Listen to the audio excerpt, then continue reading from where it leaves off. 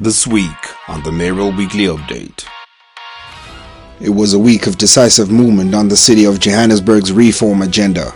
On Tuesday, the 21st of July, Executive Mayor Cllr Dada Morero led the city into a high-level engagement with the Minister of Finance, Enoch Godongwana, senior officials from the National Treasury, the Deputy Minister of Water and Sanitation, Mahlobo, and the Gauteng MEC for Cooperative Governance and Traditional Affairs, Mamabolo.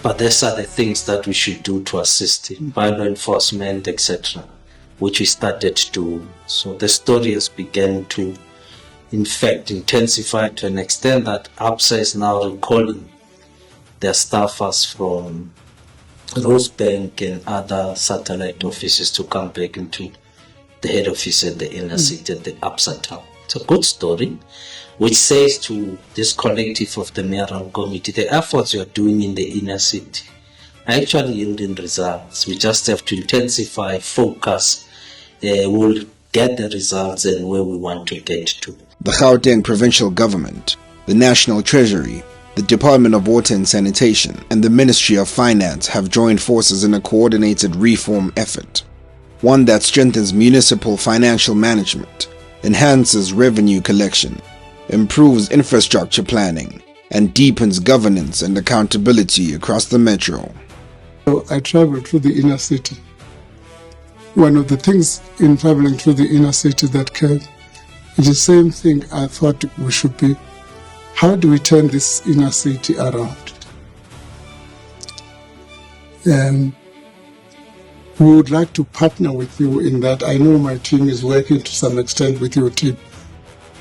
My other thinking is, part of the difficulty, if you look at water, what we are doing with water, we're fixing leaks.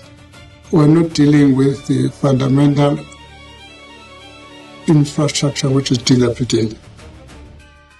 Now, it's not a city of Johannesburg problem. It's a national problem. At the center of the discussions was a reaffirmation of Joburg's turnaround plan, supported by council decisions, instilling financial discipline, rebuilding institutional capacity, and embedding data-driven systems across the administration. No. We just had a good meeting with the city of Johannesburg. I had a meeting with the Mayoral Committee and some senior officials.